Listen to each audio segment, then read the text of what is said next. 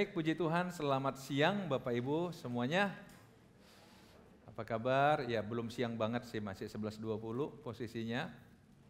Tapi kita bersyukur pada Tuhan buat waktu yang baik. Nggak terasa saudara, kita sudah di bulan November. Ya hampir 2 tahun lamanya kita bergumul, kita bertarung, kita berjuang. Saya masih ingat di awal-awal Maret sampai ke bulan Juni itu ya, kondisinya itu sepi di mana-mana. Ketegangan ada di mana-mana. Kalau sekarang udah mulai rame di mana-mana. Saudara-saudara, sebenarnya pandemi belum berlalu. Tapi kita lama-lama menjadi terbiasa dan tahu bagaimana bersikap dalam kondisi ini. Itulah hidup saudara.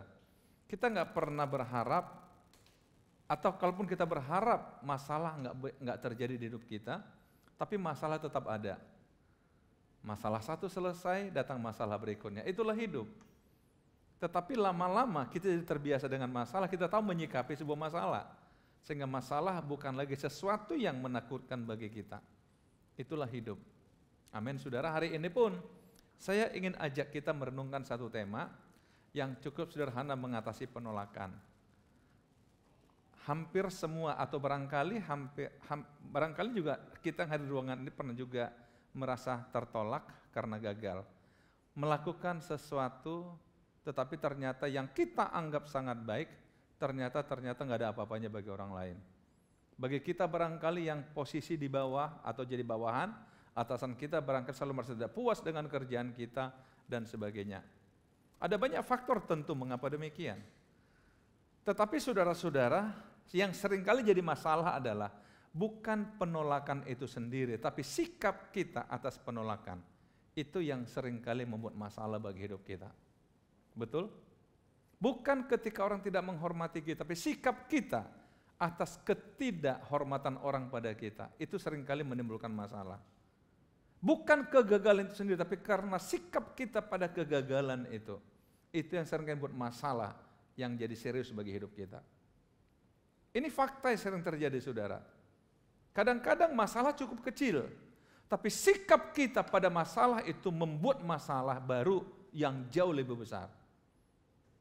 Hari ini saya ingin ajak kita belajar dari satu kisah di Alkitab dalam Kejadian pasal yang keempat. Saudara-saudara, Alkitab mengatakan semua tulisan dalam Alkitab yang dihilangkan itu diilhamkan oleh Allah yang bermanfaat untuk mengajar.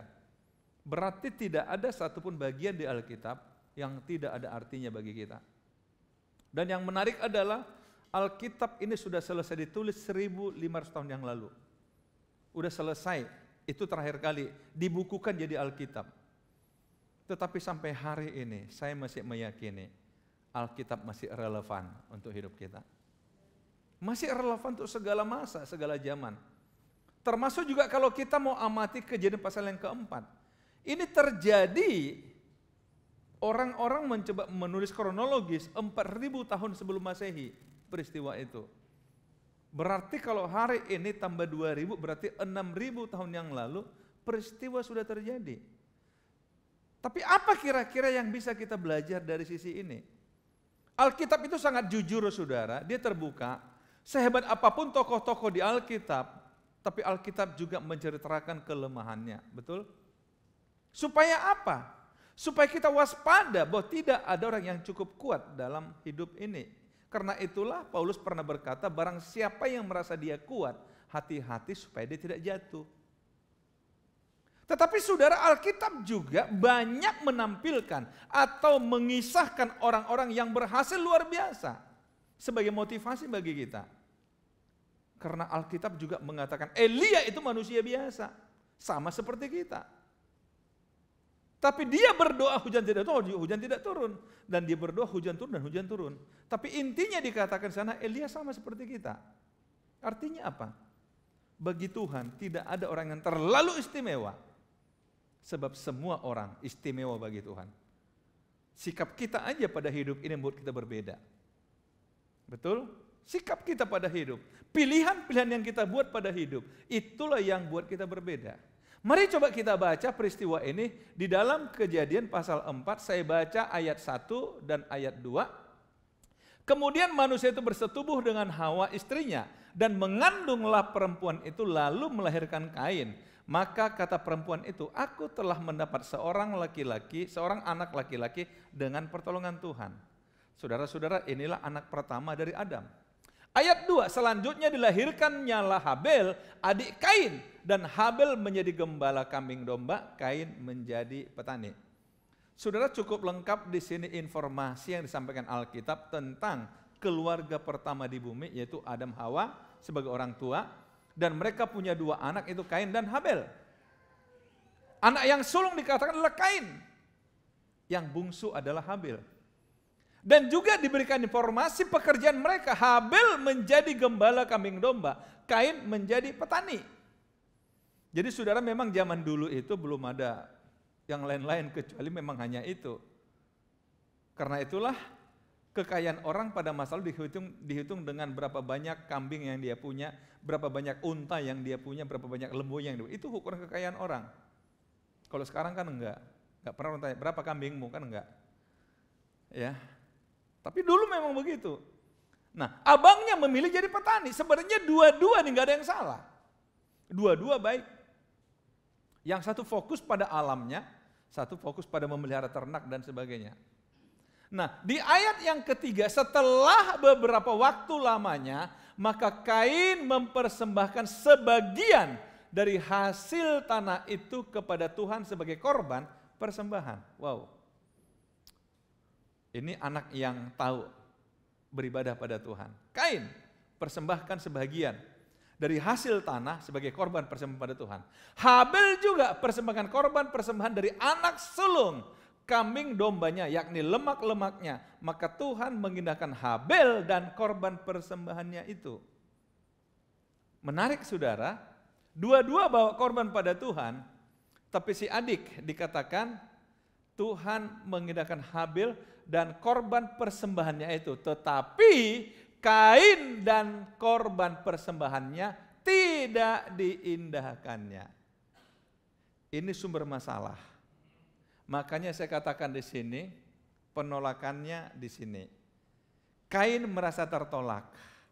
Kenapa persembahan adikku diterima, diindahkan, tapi persembahanku ditolak, tidak diindahkan?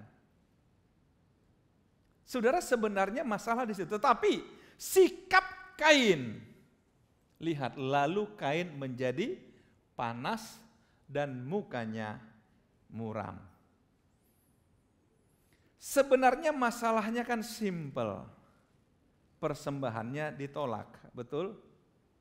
Tetapi masalah itu jadi sangat serius karena hati Kain menjadi sangat panas dan mukanya muram. Ini yang saya maksud tadi di depan, kadang-kadang masalah itu simpel, tapi sikap kita terhadap masalah itu membuat masalah jadi rumit. Berapa waktu yang lalu, berapa minggu yang lalu saya pernah katakan pada kita, hati-hati terhadap egonya kita. Hati-hati. Tuhan memang menjadikan manusia dengan ego. Karena ego itu diperlukan untuk bisa bertahan hidup. Untuk bisa melindungi diri, itu ego itu diperlukan. Tetapi ketika ego mengendalikan kita, ini akan jadi persoalan. Masih ingat saudara? Akhirnya apa? Apa-apa kita harus paksakan untuk mengikuti egonya kita. Bahkan Tuhan pun seringkali kita paksa untuk mengikuti maunya kita. Bukan kita mengikuti maunya Tuhan. Ini fakta yang terjadi saudara. Kita kembali. Peristiwa ini bisa terjadi kapanpun pada siapapun. Ketika apa yang kita lakukan ternyata ditolak. Ditolak. Mungkin yang jadi masalah bagi Kain adalah kenapa adikku diterima, kenapa aku ditolak. Kenapa adikku diindahkan persembahan, tapi kenapa aku tidak. Ada banyak orang berspekulasi, ya iyalah Kain kan memberi dari hasil tani. Sementara adiknya Habil dari anak domba. Saudara, saya tidak melihat di situ, tapi saya lebih melihat nanti motif. Motif. Kita akan lihat nanti. Lihat yang ke-7. Kenapa sesungguhnya Tuhan katakan itu ditolak? Tapi saya kembali saudara. Masalahnya adalah ketika Kain dan korban persembahannya tidak diindahkan Tuhan. Saudara, saya coba ingin mengajak kita coba, seandainya kita buat sesuatu yang kita anggap baik, dan kemudian kita presentasikan, kita sajikan, tiba-tiba kita katakan, aduh ini jelek banget ini, maaf, nggak mau syarat. Gimana perasaan saudara? Apalagi saudara lihat di sebelah saudara, yang menurut saudara, dia lebih bodoh dari saudara, saudara lebih bisa dari dia, bahkan saudara menyepelekan dia, tapi dia diterima, saudara ditolak. Gimana? Bisa terima enggak? Apa sikap saudara? Apakah saudara akan sama seperti Kain? Halo? Gimana saudara? Mari kita lihat. Kain itu yang ada pada dirinya, dia nggak bisa terima. Seandainya dua-dua ditolak, barangkali kan nggak ada masalah. Mungkin dia ingin mengatakan, kalau mau ditolak, ya dua-dua dong ditolak, jangan cuma saya. Kalau mau diterima, dua-dua dong, jangan cuma dia. Itu baru adil, itu baru fair. Tapi tolong saudara, mereka ini kan persembahkan pada Tuhan. Yang menilai siapa? Ya Tuhan. Tuhan yang tahu yang mana sesuai dengan standarnya Tuhan, yang mana yang tidak. Kenapa harus panas ketika engkau ditolak? Kenapa harus muram ketika engkau ditolak? Kembali ego, nggak siap. Saya belajar ilmu kepemimpinan, dia katakan ada dua sikap orang memandang kesuksesan. Sikap pertama adalah orang yang selalu mengejar sukses, tapi sikap yang kedua orang yang selalu menghindari kegagalan. Mungkin saudara mengatakan dua kan sama, enggak sama.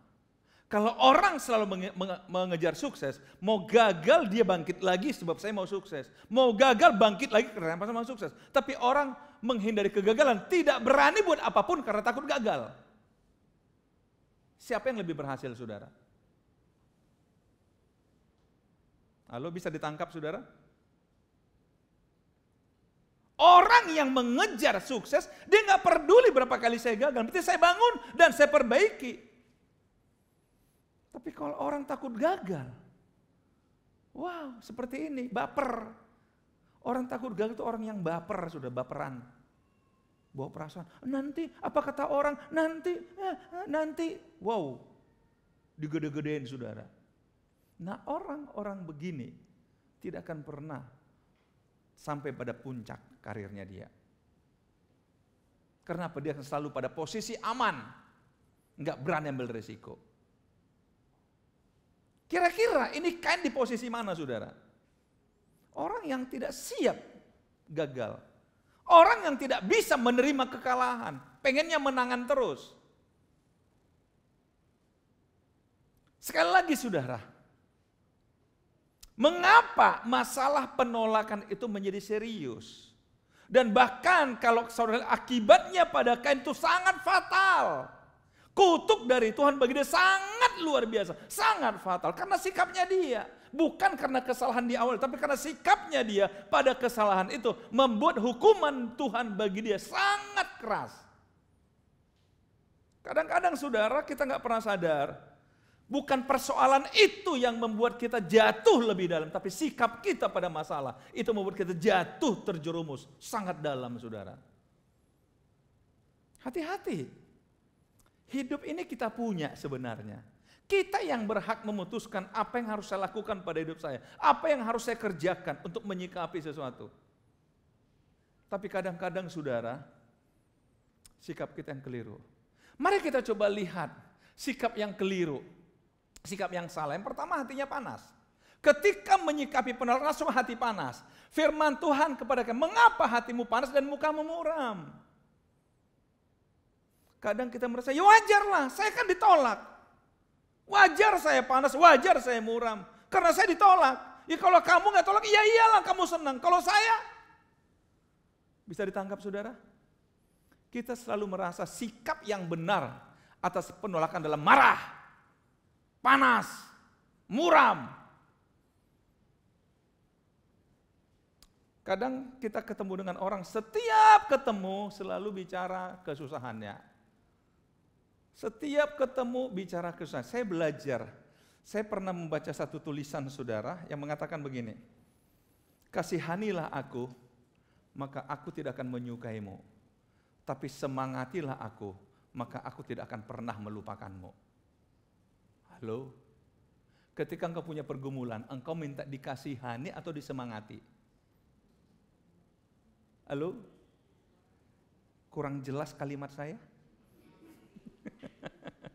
Ada satu tulisan, kasihanilah aku, mungkin aku tidak akan menyukaimu, tapi semangatilah aku tidak akan pernah melupakanmu. Saudara di posisi mana? Minta dikasihani atau disemangati? Kadang kita salah menyikapi hidup. Seolah-olah supaya orang tahu punya salah, akhirnya kita menunjukkan sikap, saya kan lagi begini, wajar dong saya marah, wajar dong saya parah, kan saya lagi tertolak. Seolah-olah orang semua tahu, bahwa saya ini orang tertolak. Hati panas, muka muram. Hati masih dalam, muka saudara, nggak bisa disembunyiin. Sekarang bolehlah pakai masker. Saudara-saudara, hanya supaya, kamu kenapa? Iya, aku tertolak. Iya, aku. Orang promosi, tapi aku, apa? Lawan di promosi apa? Demosi ya? Wah. Padahal dia kan adik kelasku, dia kan wow. Padahal dia kan orang kampung. Aku kan orang kota. Tapi kok dia lebih sukses. Padahal Indonesianya aja, oke lah, gak usah dipanjangin saudara. Muram, ini sikap yang keliru dalam menyikapi penolakan, dalam menyikapi kegagalan. Yang kedua saudara, lihat. Apakah mukamu tidak akan berseri jika engkau berbuat baik? Ini yang saya katakan tadi. Jadi yang membuat kenapa persembahan Habil diterima atau diindahkan, persembahan kan ditolak, berarti ada kaitan dengan berbuat baik. Berarti ada juga orang memberi persembahan kepada Tuhan, tapi niatnya tidak baik. Kenapa nggak tahu saya? Ini Tuhan yang menilai kok bukan saya. Bisa saja motifnya tidak baik. Saya teringat aja saudara, satu ketika Yesus pernah di satu rumah ibadah di zaman Yesus, tiba-tiba Yesus sengaja, zaman dulu rupanya udah sama seperti gereja-gereja, kebanyakan orang datang ke depan bawa persembahan begitu ya. Jadi Yesus sengaja memperhatikan di depan persembahan. Tiba-tiba ada satu orang wanita janda yang cukup sederhana, tiba-tiba dia masukkan 2 koin, ting ting gitu. Ih, Yesus lihat, 2 koin. Ya hitungannya nggak banyak lah, nggak banyak. Mungkin di antara yang hadir persembahan dia paling sedikit. Tapi tiba-tiba Yesus katakan pada murid-murid yang samping dia, lihat nggak ibu tadi itu, dia memberi lebih banyak dari semuanya. Hah? Kok lebih banyak Tuhan? Dia kan cuma tim. Hanya 2 keping aja, kok lebih banyak? Iya, karena dia memberi dari kekurangannya. Bisa ditangkap saudara? Yang lain memberi karena dia mampu, tapi ibu ini nggak mampu, tapi dia mau memberi. Jadi kualitas pemberian dia jauh lebih baik daripada yang lain. Artinya saudara, bukan masalah jumlah, tapi masalah motif, masalah keberadaan. Saya kembali pada yang tadi, lihat ya, Tuhan mengindahkan Habil dan persembahannya. Tuhan tidak mengindahkan Kain dan persembahannya. Itu paket. Orangnya dan perbuatannya. Orangnya dan perbuatannya, betul? Jadi sebenarnya kualitas perbuatan tergantung pada kualitas orangnya. Yang ditolak bukan hanya persembahan Kain, tapi juga orangnya ditolak Tuhan. Sebaliknya Habil, bukan hanya persembahan yang diterima, tapi juga orangnya, yaitu Habil. Makanya Alkitab mencatat Habil dan persembahannya, Kain dan persembahannya. Jadi nggak bisa dipisahkan, saudara. Karena apa? Bisa saja orang baik, tapi persembahannya nggak baik. Bisa saja orang yang nggak baik, tapi persembahannya baik. Tapi Tuhan mau dua-dua harus baik. Orangnya baik, persembahannya baik. Amin. Itu kalau kepada Tuhan. Tapi kembali saudara lihat. Tuhan katakan, apakah mukamu tidak akan berseri jika engkau berbuat? Lihat, tetapi jika engkau tidak berbuat baik, dosa sudah mengintip di depan pintu. Ia sangat menggoda engkau, tapi engkau harus berkuasa atasnya. Dosa mengintip depan pintu. Sikap yang salah yang dilakukan adalah dia membuka hati bagi dosa. Dosa mengintip depan pintu dan pintu dia buka bagi dosa. Bisa ditangkap saudara? Dia buka bagi dosa. Ini yang bahaya. Gagal itu sendiri bukan sebuah masalah, tapi ketika dosa, ketika iblis, saudara izinkan masuk di pikiran saudara, ini yang akan jadi buat masalah. Ini yang saya katakan tadi, kok bisa kau gagal? Padahal kan, kok bisa sih? Kayaknya nggak masuk akal deh. Kayaknya bukan kau yang salah, tapi orang itu yang salah.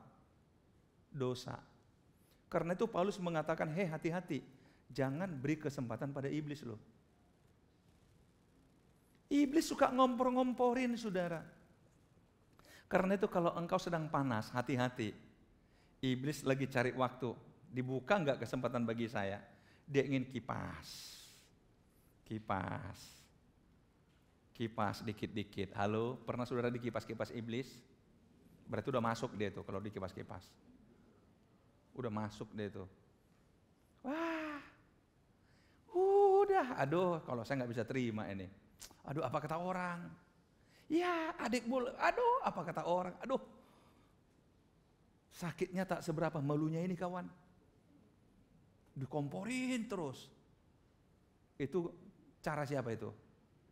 Iblis. Sama kan? Baru di pasal sebelumnya, cara iblis mengalahkan Hawa. Bukan begitu, enggak lah. Sebenarnya begini Hawa. Kalau kau makan kau jadi seperti Allah. Coba lihat. Karena itu saudara hati-hati. Hati-hati. Tapi itu dimulai ketika hati panas. Jadi iblis sangat suka mendekati orang yang hatinya panas. Oke. Jadi saudara kalau hatimu panas, pasti iblis udah depan pintu nih. Kasih masuk dong. Kamu kan lagi kesepian, gagal. Aku tahu caranya bagaimana mengatasinya. Buka pintu. Saya senang kenapa Tuhan pakai istilah dosa mengintip di depan pintu. Sebenarnya dalam posisi ini, dia baru sekedar menggoda.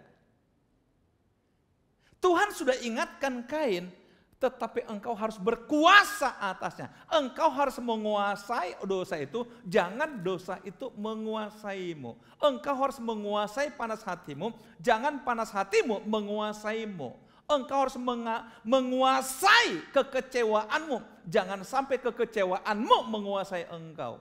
Jadi masalah. Makanya saya bilang orang yang berperan ini susah saudara. Kita bilang apa-apa, dia bilang ya ngomong sih gampang karena bukan kamu. Coba kamu di posisi saya. Wow. Kadang-kadang kita speechless ya. Nggak tahu mau bilang apa ketika dikunci begitu. Kamu kan ngomong gitu karena kamu tidak di posisi saya kan. Ya udah. Tapi anehnya yang ngompor-ngompori dikasih pintu, yaitu iblis. Orang yang benar nggak dikasih pintu. Orang kasih nasihat benar nggak dapat pintu, tapi orang kasih nasihat salah dapat pintu. Halo, ini Kain. Saudara bisa baca nanti akibatnya fatal sekali bagi Kain, fatalnya luar biasa. Mulai ayat 9 saudara baca nanti. Saya tidak akan kupas sampai ayat 9, tapi fatal sekali akibat bagi Kain. Hanya gara-gara begini ego lagi. Tuhan sudah katakan engkau harus menguasainya, engkau harus berkuasa atas, tapi dia memilih tidak. Akibatnya apa? Terjadi yang ketiga, menyalahkan orang lain. Kata Kain kepada Habil adiknya, marilah kita pergi ke padang, mulut manis. Yuk pergi, yuk dek, yuk, ayo dek. Mungkin dirangkul. Ketika mereka ada di padang, tiba-tiba Kain memukul Habil adiknya itu, lalu membunuh dia. Kalau hati panas, mata jadi gelap, saudara. Adik sendiri pun nggak peduli. Karena merasa kau yang buat aku gagal. Gara-gara kau, coba kalau kamu nggak ada. Saya kan nggak ditolak, saya nggak punya pesaing. Tapi gara-gara kamu, hidupmu terlalu jujur. Mulai salahkan orang. Saudara coba simpel aja berpikir. Yang menolak persembahan Kain siapa? Apa kaitan dengan Habil adiknya? Ada nggak? Kan enggak. Mungkin Habil kata, loh bang, apa salah saya? Abang ditolak nggak ada hubungan dengan saya bang. Harusnya tanya Tuhan dong, kenapa ditolak? Idealnya kan begitu. Ketika proposal Anda ditolak, saya tanya, Pak, di mana kekurangannya Pak? Kasih saya kesempatan memperbaiki. Harusnya begitu. Ketika apa yang saudara kerjakan ditolak, saudara tanya, Pak, di mana salahnya saya? Kasih dong saya waktu untuk mencoba lagi, Pak. Bukan mencari orang yang diterima. Saudara, ketika saya persiapkan, saya merenung satu hal seperti ini.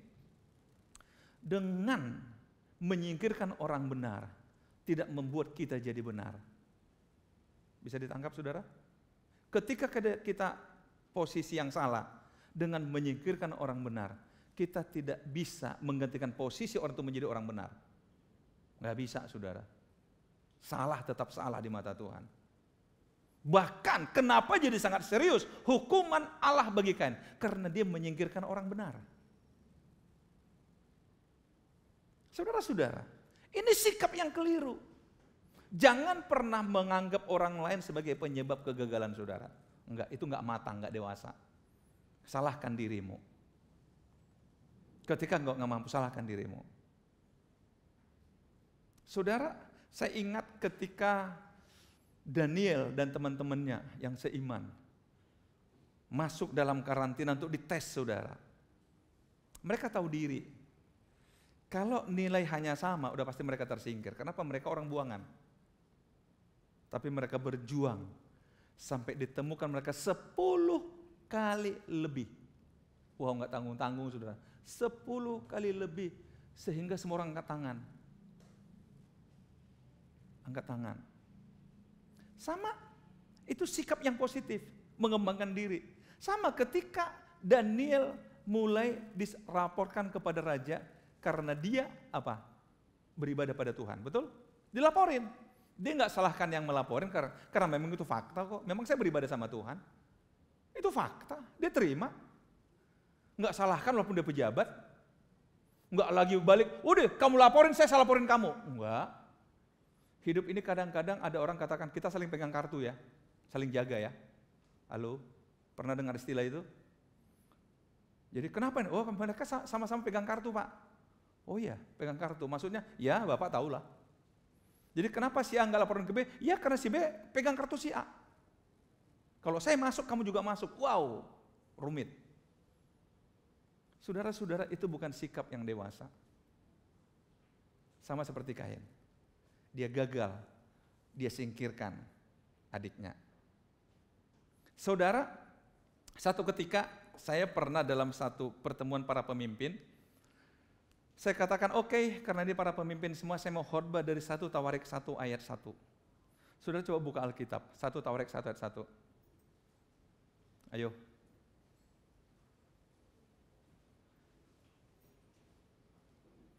Yang di handphone juga boleh lah.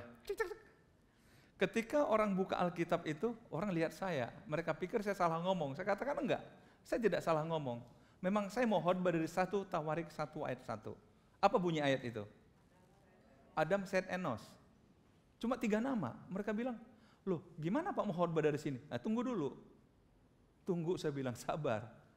Itu 3 nama, ya Adam, Set, Enos. Coba kita lihat di sini. Tadi ketika kita baca ayat 1, Hawa dan Adam punya anak yang pertama namanya siapa? Kain. Kemudian lahir lagi yang anak kedua namanya Habel. Tapi dua ini kan akhirnya terjadi masalah dan Kain berhasil menyingkirkan adiknya dengan cara membunuh. Berarti Kain tinggal sendiri. Logikanya, ketika Kain sudah bisa menyingkirkan saingannya, dia nggak punya pesaing, betul? Otomatis dia jadi ahli waris dari ayahnya, betul? Tapi Tuhan tetap enggak. Kalau saudara baca selanjutnya Alkitab, Tuhan kasih anak ketiga kepada Adam namanya Set. Makanya di 1 Tawarik 1 ayat 1, Adam, Set, Enos. Bisa ditangkap? Artinya begini, enggak ada gunanya saudara capek-capek menyingkirkan pesaing saudara. Sekalipun Anda mampu, belum tentu rezekinya dia berkat dia lari kepada Anda, enggak. Selama Anda enggak memperbaiki hidup saudara, selama Anda tidak berbuat baik kata Tuhan, sampai kapanpun berkat itu tidak akan beralih pada saudara. Sekalipun semua pesaing saudara singkirin. Amin saudara. Bisa paham 1 Tawarik 1 ayat 1 sekarang? Silsilah Adam tidak dimulai dari Adam, Kain dan seterusnya, enggak. Adam, Set, Enos. Silahkan engkau singkirkan Habel, Kain, tapi engkau tetap tidak masuk hitungan. Karena Tuhan tetap bangkitkan seorang bernama Set. Bayangin sudah capek-capek kita merancang untuk menyingkirkan saingan. Ternyata orang lain naik. Hah? Halo? Sakit enggak? Kembali saudara. Enggak perlu salahkan orang lain. Kesalahan Kain adalah menyingkirkan adiknya, membunuh adiknya. Karena dia enggak siap kalah. Enggak siap kalah. Hari ini Bapak Ibu, saudara-saudara, mari kita belajar sebaliknya dari sini. Kalaupun engkau kalah dalam sebuah persaingan, kalaupun engkau rasa tertolak, enggak perlu panas. Perbaiki aja hidup. Perbaiki aja hidup. Tanyakan di mana kekurangannya. Saya ingin perbaiki. Orang-orang sukses bukan tidak pernah gagal, tapi mereka tidak pernah menyerah. Karena itu mereka tidak ada istilah gagal di hidup ini. Amin. Kembali saya katakan tadi, orang sukses adalah orang yang selalu mengejar sukses. Kegagalan bagi dia tidak sebuah masalah. Sylvester Stallone, seorang bintang Hollywood, ketika dia selesai ngambil diploma untuk menjadi seorang aktor film, dia sangat percaya diri akan menjadi seorang aktor. Melamar di mana-mana, 1.500 kali ditolak. Kadang kita baru 2 kali gagal ditolak, kita sudah merasa tidak berarti. Bahkan ada orang memilih bunuh diri hanya karena 2-3 kali gagal. Tapi Sylvester Stallone 1.500 kali gagal, dia tetap percaya diri. Hari ini siapa dia? Siapa nggak kenal dia, saudara? Rocky 1 sampai Rocky berapa itu? Filmnya dia. Rambo 1, Rambo berapa? Nggak ada yang bisa mengalahkan dia di masa-masanya. Hari ini pun saya ingin katakan pada saudara, hati-hati. Mungkin engkau menerima penolakan, tapi hati-hati. Mungkin engkau menerima kegagalan, hati-hati. Sikap yang keliru akan membuat masalah baru yang lebih serius daripada masalah itu sendiri. Tuhan Yesus menolong kita hari ini.